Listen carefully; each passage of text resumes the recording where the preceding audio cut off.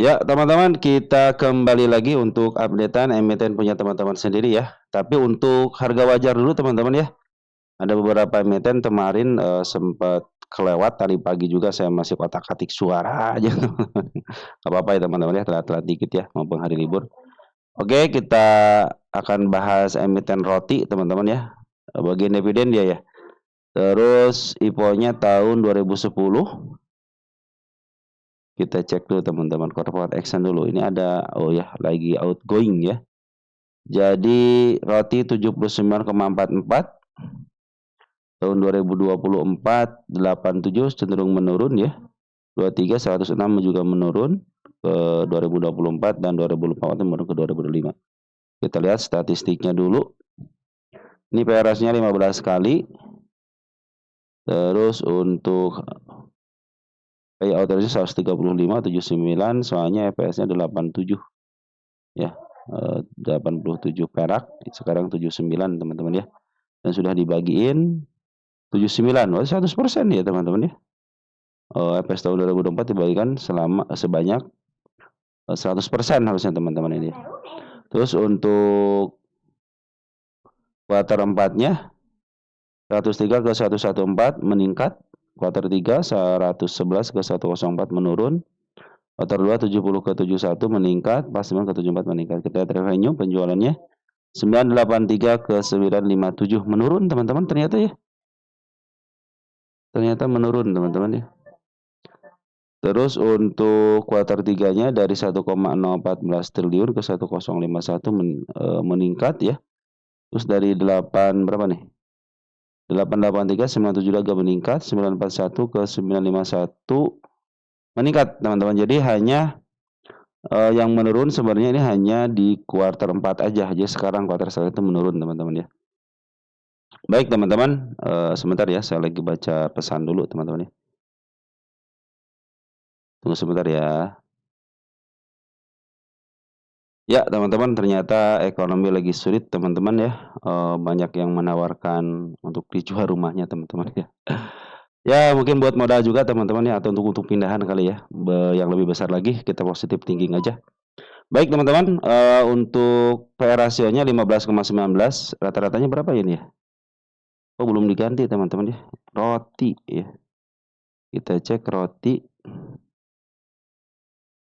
Roti sekitar 10 tahun kan. Di 20, sekarang di 15 masih ada 5 kali teman-teman, berarti masih ada kesempatan ke PR rasionya. Terus untuk PBP-nya rata-rata sekarang di 239, rata-ratanya berapa? 3 ya. 3,1 berarti cenderung murah teman-teman ya. Terus untuk harga bukunya 372, sekarang di 890, betul teman-teman ya. Memang kalau secara PBP untuk harga bukunya cenderung mahal teman-teman. DR-nya 0,2 masih dalam tahap wajar di bawah 0,5. ROE-nya 15,75. Keren teman-teman ya untuk apa namanya? Sip, teman-teman, berarti bagus untuk ROE-nya ya.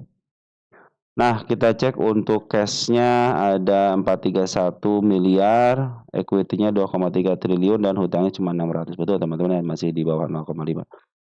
Baik, kita langsung aja. EPS-nya ada berapa? 53 ke 58 berarti meningkat. Oh, tadi sorry teman-teman ya, untuk payout ratio betul bukan 100% ya, 135 itu ambil dari 58 teman-teman. Jadi jatuhnya sekitar 135% ya untuk 79 perak. Berarti ini melebihi equity-nya, maaf, melebihi EPS-nya teman-teman untuk payout ratio-nya. Kalau teman-teman sebagai fundamental dikalikan 10 dividen ya sekarang di harganya itu di 790 teman-teman, berarti ya dikali 10-nya itu. Berarti kalau sekarang 890 berarti posisi mahal teman-teman ya. Nah, kita akan hitung teman-teman berapa sih harga wajarnya yang sesungguhnya berdasarkan rumus P/E rasio ya. Baik, langsung aja 5861 58,61 dikalikan P/E rasio rata-ratanya di angka 20,84 20,84 Hasilnya di 1.200 teman-teman, berarti masih cenderung murah sekarang teman-teman ya. Walaupun sudah bagian DPN tapi cenderung murah. Satu lagi berdasarkan rumus PBP, kita butuh harga bukunya itu 37216, 372.16 dikalikan dengan PBB rata-rata selama 3 tahun 3.10. 3.10 teman-teman ya. Di angka 1.100, artinya di atas harga 1.000 teman-teman ya. Berdasarkan PR rasio 1.200, berdasarkan PBB 1.100. Terserah teman-teman mau ngambil yang mana berdasarkan kepercayaan teman-teman ya. Saya suka dengan PBB ya, silahkan, itu berarti masih posisi. Intinya kalau dihitung-hitung ini dalam posisi murah teman-teman untuk 890 ya. Nah, kita tulis di sini nanti ya, karena si DP-nya sudah dibagikan, kita hanya menghitung harga wajarnya aja. Rasionya berapa tadi? 1221 PBB 1153. Oke, dicatat tanggal 19 ya. 6425. Oke teman-teman, kemarin kena dividend trap ya. Kena dividend trap, dan ini tanggal berapa nih?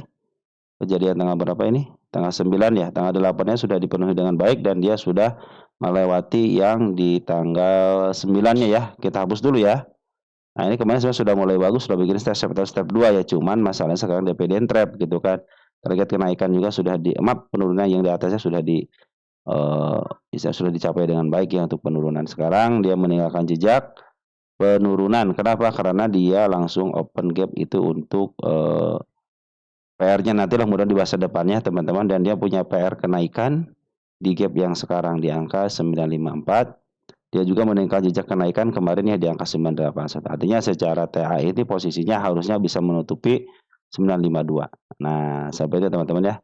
Kita cek dulu untuk harga posisinya murah banget ya. Murah teman-teman sekarang, mungkin sekarang di angka 900 ya. Berarti di bawah 900 berarti murah 10 poin teman-teman, murah banget 10 poin. Nah, biasanya dia ketika menyentuh harga murah langsung dem ya. Nah, makanya targetnya jangan tinggi-tinggi dulu. Ke harga 1.300 ataupun ke harga wajarnya itu sangat memungkinkan untuk roti ini teman-teman ya.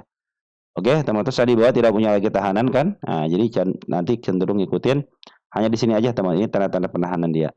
Dan per hari kemarin ketika ada dividend trap ternyata bandar lokal masuk ya. Ada CSQ ngambil 8 miliar, ada CDX, ada CKI, ada CMG. Ini cenderung broker bagus teman-teman ya.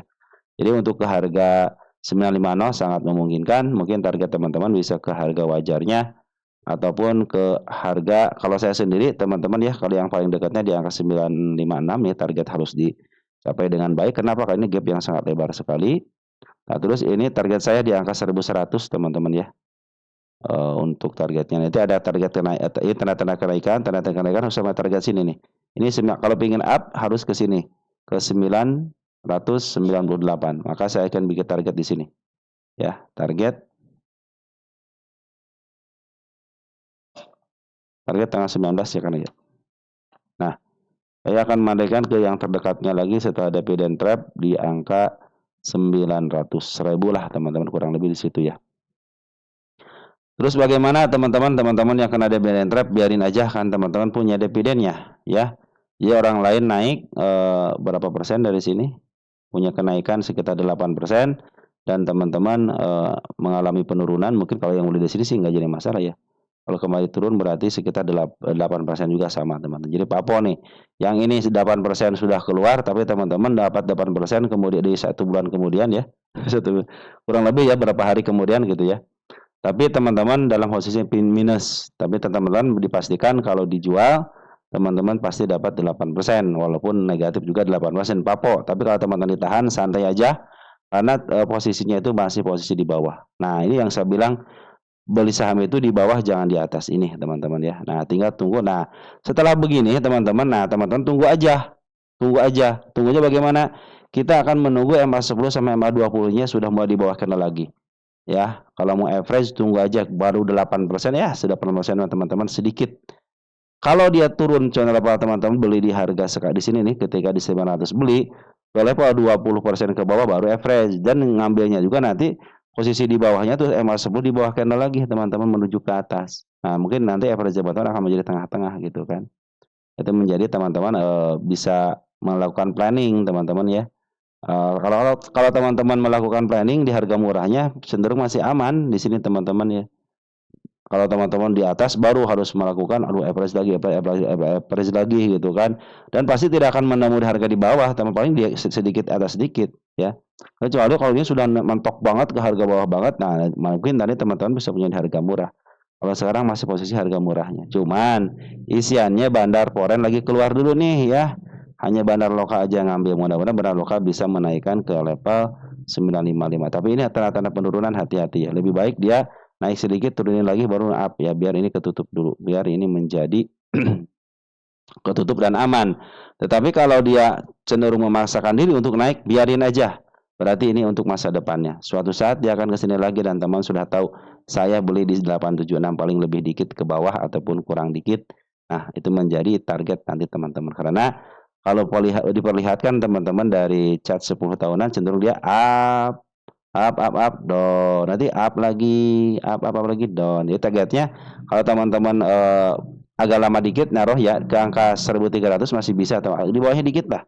1340, 1320 teman-teman, mungkin di sini teman-teman bisa take profit di area sini. Tapi kalau teman-teman ingin agak lama dikit ya silahkan aja gitu, karena kecenderungan ke harga di bawah harga tengah dikit ya itu terjangkau di sini nih.